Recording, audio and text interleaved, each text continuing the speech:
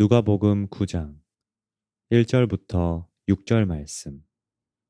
예수께서 12제자를 불러 모으사 모든 귀신을 제어하며 병을 고치는 능력과 권위를 주시고 하나님의 나라를 전파하며 앓는 자를 고치게 하려고 내보내시며 이르시되 여행을 위하여 아무것도 가지지 말라.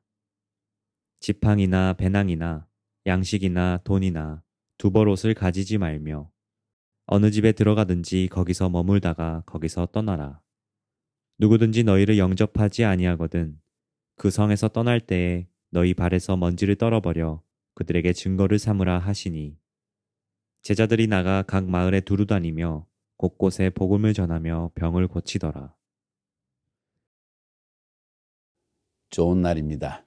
성령님께서 오늘도 여러분의 심령 가운데 큰 은혜와 평강 주시기를 주님의 이름으로 축복하여 드립니다. 오늘은 킹덤 제자와 6번째 시간입니다. 제목은 위임입니다. 위임이라는 것은 다른 사람에게 나의 권한과 나의 사역과 나의 모든 것을 넘겨준다는 의미입니다. 내가 하는 일을 이제 그 사람이 하게 한다는 이야기이죠. 굉장히 중요한 이야기입니다. 지금까지 우리 킹덤 제자와의 8단계 중에서 5가지를 보았죠. 먼저 한 사람을 제자로 삼기 원한다면 정말 한 예수 믿은 사람이 그리스도의 제자로서 주님을 완전히 생명을 바쳐 따르는 제자로서 만들기를 원한다면 그런 사람을 선택해야 되고, 그리고 그와 동거하면서 오랜 시간을 함께 보내면서 의도적으로 함께 보내면서 그에게 세상과 구별된 삶을, 성별된 삶을, 하나님께 헌신된 삶을, 하나님께 순종하는 그런 삶을, 성별을 가르쳐야 된다. 이게 3번째였습니다. 이렇게 의도적으로 성별된 삶을 가르치면서 동시에 해야 할 일은 생명을 나누어 줘야 됩니다. 그냥 구분만 시켜놓으면 여전히 세상적이고 여전히 아직 내 안에 생명이 없기 때문에 넘어질 수가 있어요. 그래서 하나님의 말씀으로 그 영을 살리고 말씀으로 생명을 부어줍니다. 그것은 오직 성령님의 역사로만 되어진다고 했습니다. 이렇게 해서 생명을 4번째로 분여하고 난 다음이라기보다는 그러한 것들을 나누어 줄 때 어떻게 하느냐, 삶으로 시범으로 보여줘야 된다는 것이 지난 시간의 이야기였습니다. 삶이 없는 가르침, 험악한 것입니다. 세상에 좋은 이야기, 지식들 신학교에 가면 가득 찼고요, 하버드 대학의 도서관에 가면 그 지식은 다 있습니다. 만약 우리가 가르치는 말로만 우리의 인생이 변화될 수 있고 한 사람을 제자 삼을 수 있다면 우리는 책만 던져주면 되는 거예요. 뭐 그렇게 어렵게 자꾸 말할 수 있겠어요. 그런데 시범을 보여주지 않고는, 삶으로 보여주지 않고는 사람은 변하지 않습니다. 삶은 감동을 주는 것입니다.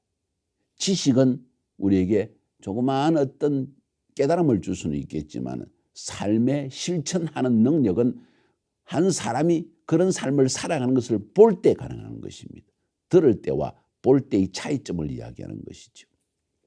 오늘은 그 다음으로 이렇게 삶으로 보여준 다음에 이 사람이 어느 정도 나의 삶을 통해서 나와 함께 사역하는 것을 통해서 사역을 배우고 성품을 배우고 변화가는 것을 보게 되었을 때, 이런 사람을 이제는 다른 사람을 가르치는, 또 다른 사람에게 사역하는 사람으로 세워도 되겠다 하는 생각이 들 때, 그런 시간이 왔을 때 이제는 점점 그 사람에게 사역을 위임하는 것이 필요합니다.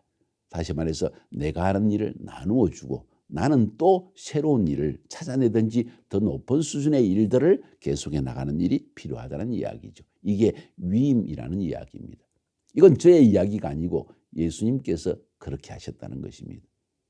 그 대표적인 예는 예수님께서 12제자를 선택하실 뿐만 아니라 동거하실 뿐만 아니라 그들을 성별시킬 뿐만 아니라, 그리고 그들에게 생명만 나눠주신 것이 아니라 그들에게 시범으로 삶을 보여주신 것뿐만 아니라 실제로 그 12제자를 둘씩 짝을 지어서 내보내서 주님이 하신 사역을, 귀신 쫓아내고 병 고치고 복음을 전하는 일을 하게 하셨습니다.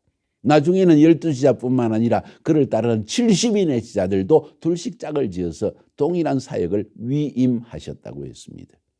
여기서 우리가 실수해서는 안 된 큰 영적 함정이 있는데, 내가 해야 할 일을 위해서 다른 사람을 이용하기 위해서 내가 다 해야 되는데, 이건 나의 일인데 내가 힘드니까 그냥 너 부목사 이리 와봐 좀 해봐, 이렇게 해서는 안 된다는 것이죠. 목적이 틀린 이야기입니다. 동기가 다르다는 것이죠. 내가 이 사람을 자라나게 하고 이 사람을 크게 하기 위해서, 이 사람이 배우게 하기 위해서, 이 사람이 장래에는 책임지며 이런 사역을 할 수 있도록 돕기 위한 목적으로 사역을 위임하는 것이 되어야 된다는 거예요. 또 한 가지 함정은 준비가 안 된 사람에게 일을 맡기는 어리석음을 보면서는 안 된다는 거죠. 아직 성품도 준비 안 돼 있고, 아직 사역에 대해서 한 번도 함께 동역하면서 팀으로 사역하면서 본 적도 없는데 너 그 사역 해봐, 그거 안 된다는 거죠. 그래서 이 두 가지, 내 일을 힘들기 때문에 내 일을 다른 사람에게 시키는 그런 의미는 이건 위임이 아니라는 거죠. 또 준비가 안 된 사람을 시키는 것도 이건 위임의 개념이 아니라는 겁니다. 그러면 위임이란 개념은 내가 의도적으로 선택하고 동거하면서 성별을 시키고 그리고 생명을 분여해서 시범으로 삶으로 보여주었는데, 이 사람이 이제는 준비가 되었다고 할 때 그 사람에게 내가 해야 될 사역을 뚝뚝 점점 떼주기 시작하는 것, 이게 진정한 위임의 의미라는 것입니다. 그래서 주님의 목적은 본인이 하나님의 일을 잘하는 것보다도, 담임 목사님이 주의 일을 잘하고 위대한 사람이 되는 것보다도 그의 제자들이 복음을 들고 세상에 나가는 것을 보기 원하셨던 것입니다. 목적이 바로 거기에 있었습니다. 사람을 준비시키는 것이 예수님의 목적이었고, 그런 목적이 있었기 때문에 이 모든 선택 그리고 동거, 성별, 분여, 시범을 통해서 이제 준비가 되었을 때 그들에게 사역을 위임시키시는 것입니다. 이런 계획은 예수님이 사역을 해나가는 동안에 12제자들과 함께 시간을 보내는 동안에 점점 분명해지셨습니다. 예수님은 결코 서둘러서 빨리 내보내려고 하지 않으셨습니다. 제자들에게 너 어떤 일을 미리 해야 되니까 준비해라, 그렇게도 말씀하지 않으셨습니다. 물론 제자들이 자발적으로 복음 전하는 것을 막지는 않으셨습니다. 안드레가 주님을 만난 후에 베드로를 인도했죠. 빌립이 주님을 만난 다음에 나다나엘을 주님께 인도했죠. 마태는 친구들을 자기 집에 초청해갖고 예수님을 초청해서 복음을 듣게 했죠. 예수님은 이런 반응을 기뻐하셨지만은 결코 그들에게 빨리 서둘러서 사역을 하게 맡기지는 않으셨다는 이야기입니다. 제자들은 오히려 사역의 초기에 예수님이 하시는 사역을 지켜보는 일만 했습니다. 사마리아 여인들을 예수님이 여인에게 전도하고 있을 때 제자들은 가서 음식 사오고 허들의 일을 하는 일에 바빴습니다. 유월절 식사 때 어느 장소에서 식사를 하고 어디에서 잠을 잘 것인가 준비하는 일을 하게 하기도 했습니다. 군중을 먹이게 하기 위해서 오병이의 기적을 일으킬 때는 그들에게 짝을 지어서 좀 그룹으로 앉게 하는 일도 시키셨습니다. 먼저 그런 일을 하는 가운데 그들은 유심하게 그들의 스승인 예수님께서 뭘 하는지 보게 하셨던 것입니다. 그래서 시범이 중요했던 거죠.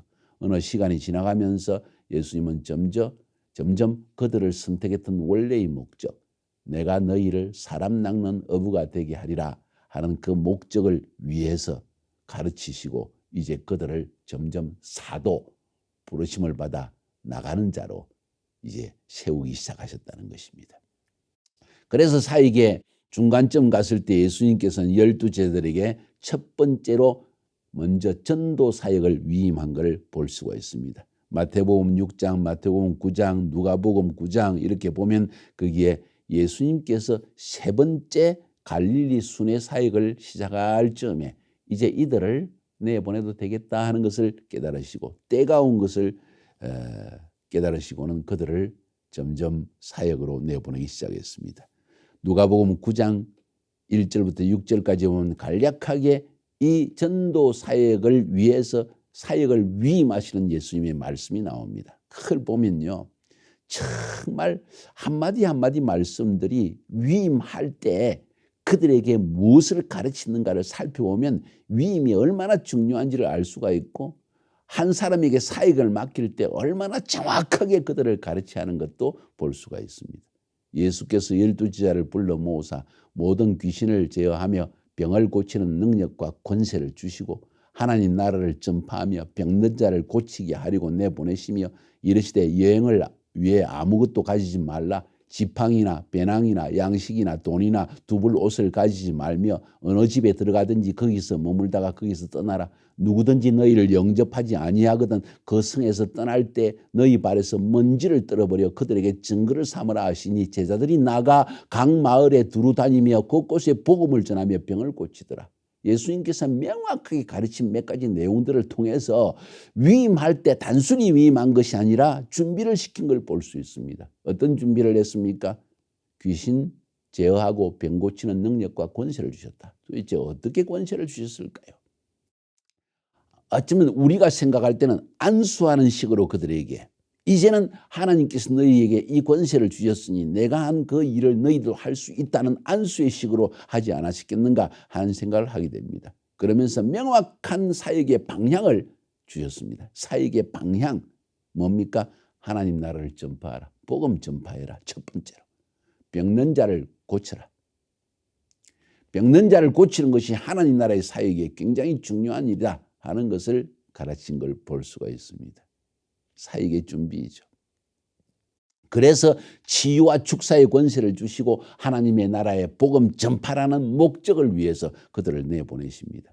그러면서 이르시되 여행을 위해서 아무것도 가지지 말라. 지팡이나 배낭이나 양식이나 돈이나 두벌 옷도 가지지 말라. 왜? 하나님께서 다 준비하신다. 너희들이 그런 것을 염려하기 시작하면은 점점 사역에 대한 마음의 중심이 흐트러지기 시작하고 염려 근심 때문에 먹을 것, 입을 것, 잘 것, 돈 문제 이건 너무 근심하다가 오히려 해야 될 전도 사역을 초점을 맞추지 못한다 하는 주의를 주십니다. 준비입니다. 전적으로 하나님이 공급하신다는 마음으로 행하라 하는 일하는 일꾼에게 먹을 것을 주는 것은 너무나 당연한 일이라고 주님 말씀까지 하신 거예요. 그러면서 사역의 범위를 가르쳐 주십니다. 이건 마태복음 10장에 나오는데 예수께서 이 12를 보내시며 명하여 이르시되 이방인의 길로도 가지 말고 사마리아인의 고을에도 들어가지 말고 오히려 이스라엘 집의 잃어버린 양에게로 가라. 이거 이해 잘해야 됩니다. 아니 이방인에게 복음 전하지 말라 했잖아요. 사마리아인에게도 가지 말라 했는데 예수님은 사마리아 여인에게 복음 안 전했습니까? 왜 이스라엘 집에 잃어버린 양에게로만 가라고 했습니까? 잘 들어보십시오. 저는 이렇게 생각합니다. 먼저 믿는 자들을 제자화하는 것이 중요하다.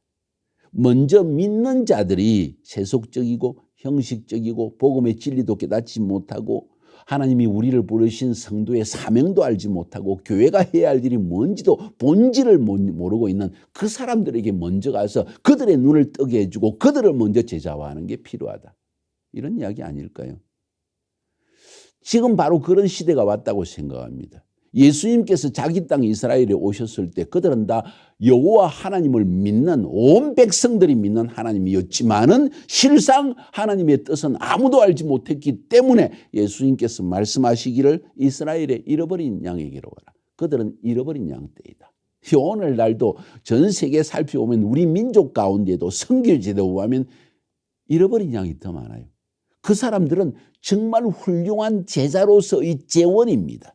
하나님이 사용할 수 있는 엄청난 자원입니다. 리소스라는 거예요. 그런데 이 사람들이 쓰임받지 못하는데 지금 어디로 갈 이유가 있냐는 거예요. 문화도 다르고 언어도 다른데.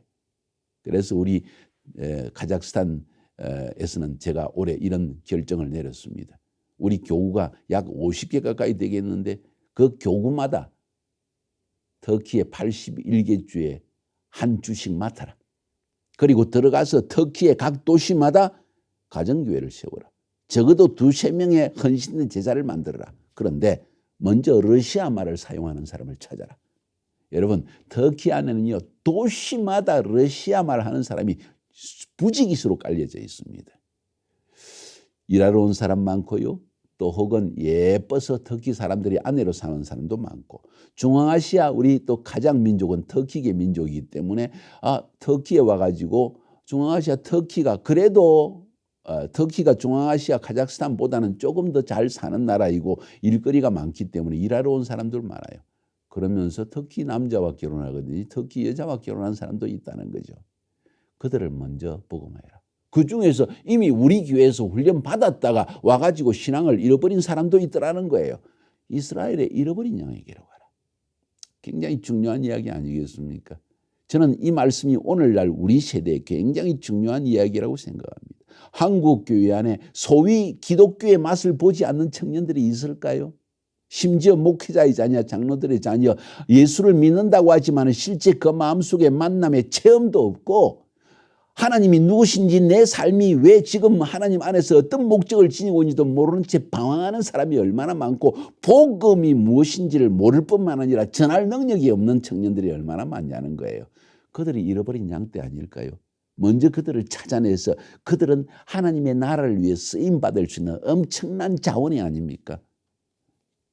주님이 그 말씀을 하신 겁니다. 참 전략적인 분이라는 걸 저는 생각이 되어집니다. 뿐만 아니라 사역의 방법과 권세에 대해서 알게 하십니다. 4절 5절에 어느 집에 들어가든지 거기서 머물다가 거기서 떠나라. 이 집 저 집 옮겨다니면서 편한 집 찾아오고 음식 맛있는 집 찾고 네가 생각하기에 너의 복음을 더 받아들일 것 같은 사람 들어가지 말고 먼저 한 집에 딱 들어갔으면 머물러라. 소문 좋지 않게 만들지 마라. 저 사람은 부잣집만 찾아간다는 그런 언급을, 그리고 저 사람은 돈을 좋아한다는 소문이 나도록 하지 말라. 한 집에 딱 들어가면 그 집에 머물러라. 누구든지 너희를 영접하지 아니하거든 그 성에서 떠날 때 너희 발에서 먼지를 떨어버려 그들에게 증거를 삼으라. 권세, 너는 하나님의 권세를 받은 자이다. 예? 마태복음 10장 14절 15절에도 이런 동일한 권세에 대한 이야기를 하십니다. 누구든지 너희를 영접하지도 아니하고 너희 말을 듣지도 아니하거든 그 집이나 성에서 나가 너희 발에 먼지를 떨어버리라. 내가 진실로 너희에게 이르노니 심판날에 소돔과 고모라 땅이 그 성보다 더 견디기 쉬우리라. 뭔 이야기입니까? 하나님의 복음의 사자, 사역자, 하나님의 대사를 거역하거나 혹은 잘못 대접하는 자는 심판받는다는 이야기예요. 그 정도로 우리는 권세를 가진, 하나님의 권세를 가진 자이다. 담대하십시오. 담대하십시오. 우리는 이 마음으로 끝까지 살아야 할 것입니다. 그러니까 어떤 사역을 했습니까? 6절에 제자들이 나가 각 마을에 두루다니며 곳곳에 복음을 전하며 병을 고치더라. 목적에 충실했다는 거예요. 복음 증거에 생명을 걸었다는 것이죠. 어디가 더 편한 도시일까? 어느 도시에 더 사람들이 영접을 잘할까? 어느 도시에서 치유를 더 잘 행할 수 있을까? 이런 것이 아니라 곳곳에 마을마다 다니면서 복음을 전하고 어느 곳이든지 한 심령이라도 치유하고 그들에게 복음을 듣게 하기 위한 이 마음의 중심으로 나아가면 주님께서 우리를 사용하신다는 이야기입니다. 위임입니다. 사역을 제자들에게 위임해서 직접 그들이 사역하게 하는 맛을 보게 해야 된다는 거예요. 그러면서 사역자의 마음의 태도에 대해서도 가르칩니다. 마태복음 10장 16절 동일한 12지자를 보낸 이야기입니다. 그러나 뱀같이 지혜롭고 비둘기같이 순결해라. 이거 제가 지금 설교할 시간은 없습니다. 뱀같이 지혜로워야 된다. 비둘기처럼 순결해야 된다. 17절 18절에 사람들을 삼가라. 저희가 너희를 공회에 넘겨주겠고 저희 회당에서 채찍질하리라. 또 너희가 나를 인하여 총독들과 임금들 앞에 끌려가리니 이는 저희와 이방인들에게 증거가 되게 하리심이니라. 고난이 있다. 핍박이 있다는 걸 너희는 분명히 알아야 한다. 19절 20절에 그러나 두려워 말라. 그때마다 성령께서 필요한 말을 입에 넣어주실 것이다. 제자가 그 선생보다 또는 종이 그 상전보다 높지 못하기 때문이다. 반드시 핍박은 있다는 것을 알아라. 이런 인식을 가져야 된다. 사역자는 어떤 인식을 가지는가? 복음 전하는 자로 부름받는 순간 사단의 공격이 있고 심지어 내 주위에 가까운 사람들조차도 나를 공격할 수가 있다. 부모도 너희를 이해하지 못할 수가 있다. 자기 십자가를 지고 따라야 된다 하고 마태복음 10장 33절에서 39절까지도 말하고 있는 거예요. 그럼에도 불구하고 너는 하나님의 종이라는 확고한 인식을 지니라. 40절에 너희를 영접하는 자를 나를 영접하는 것이요 나를 영접하는 자는 나 보내신 이를 영접하는 것이니라. 이 누가복음 9장과 마태복음 10장은 이런 사역자를 위임할 때, 여러분이 키워낸 제자들을 위임할 때 반드시 가르쳐야 될 중요한 내용이에요. 여기서 더 중요한 것은 둘씩 보내라. 유행 중에 동반자가 필요하다. 한 명이 넘어지면 이렇게 쉬울 수가 있다. 그래서 바울도 바나바를 데리고 또 나중에는 바울이 실라를 때리고 바나바는 마가를 때리고 이렇게 둘씩 짝을 지어 복음을 전한 걸 볼 수 있습니다. 이게 사역에 위임할 때 중요한 원칙이라는 거죠. 나중에는 예수님께서 70인 제자들을 다시 불러서 그들에게 똑같은 사역을 위임해 주시고 똑같은 가르침을 주십니다.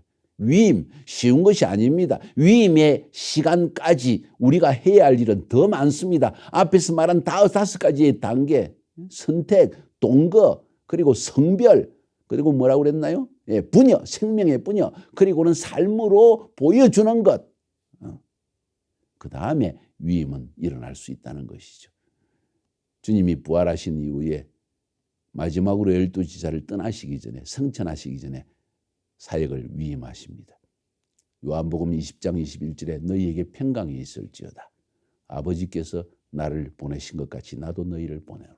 잘 들으세요. 아버지께서 나를 보내신 것처럼 나도 너희를 보내노라. 주님은 사역의 시작부터 분명한 초점, 방향, 목적을 가지고 있는데 내가 이 사람들을 키워서 반드시 내보내리라. 내가 이 사람들에게 내가 부르심을 받은 그 동일한 부르심과 목적을 주어서 이 사역을 위임해리라. 이 목적이 있었다는 것이죠. 디비라 바닷가에서도 제자들과 함께 아침 식사를 하실 때 베드로에게 3번 물으십니다. 너희가 나를 사랑하느냐? 주님 사랑한 줄 아시지 않습니까? 내 양을 치라, 내 양을 먹이라. 사역의 위임입니다. 갈릴리 한 산에서 11제자에게 가룟 유다를 지휘한 11제자가 모였을 때 마태복음 28장 18절부터 20절 하늘과 땅의 모든 권세를 내게 주셨으니 그러므로 너희는 가서 모든 족속으로 제자를 삼아 아버지와 아들과 성령의 이름으로 세례를 주고 내가 너희에게 분부한 모든 것을 가르쳐 지키게 하라. 볼지어다 내가 세상 끝날까지 너희와 항상 함께 있으리라.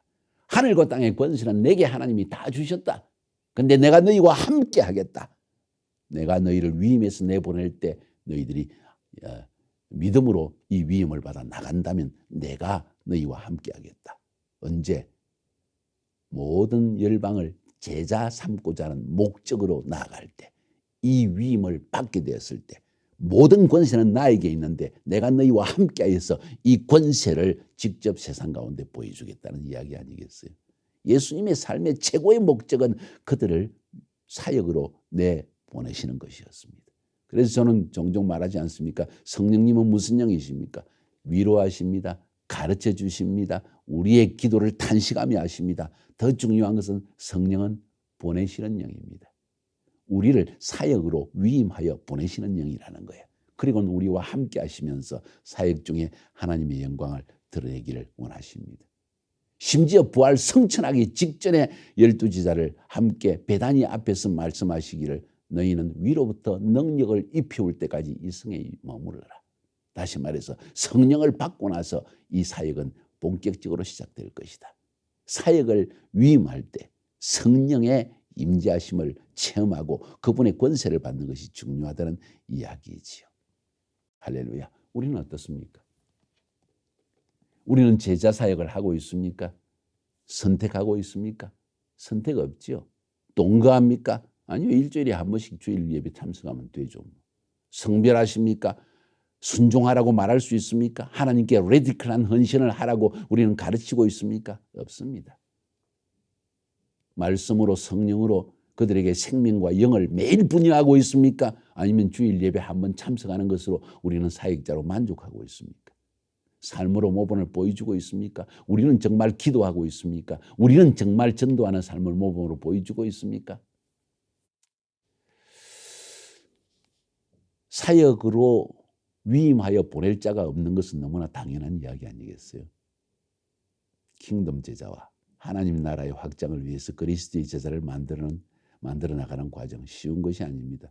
선택이 없으면 동거도 없고 동거가 없으면 성별을 할 수 있는 아무런 시간이 없고 생명을 나눠줄 시간도 없습니다. 함께하는 시간이 없으니까 겨우 일주일에 한 번 1시간 15분 주일 예배에서 여러분은 이런 생명을 분여하고 순종과 헌신을 가르치는 성별을 만들어낼 수 있을까요? 아니 1시간 15분 만에 어떻게 삶을 보여줍니까? 그런 상태에서 어떻게 우리는 사람을 사역으로 내보낼 수 있을까요? 어불성설 아닙니까? 위임, 킹덤 제자와의 6번째 시간, 위임, 너무나 중요한 이야기입니다. 한번 깊이 생각하면서 우리는 어떤 목적으로 사역하고 있는지를 돌아보아야 될 것입니다. 만약 이것이 안 돼 있다면 기도하면서 선택부터 새롭게 시작하든지, 아니면 내 자신이 아직 제자를 준비시킬 준비가 안 돼 있다면 우리는 이 킹덤 제자의 과정을 처음부터 다시 배우고 나에게 이것을 가르칠 수 있는 스승을 찾아내야 되지 않을까요? 언제까지 다람쥐 채바퀴 도들하는 허망스러운 사역을 계속하고 있을 것입니까? 이 말씀을 다시 깊이 묵상하시고 도전을 받으시고 킹덤 제자와의 사역에 돌입하는 여러분이 되기를 주님의 이름으로 축복하여 드립니다. 승리합시다.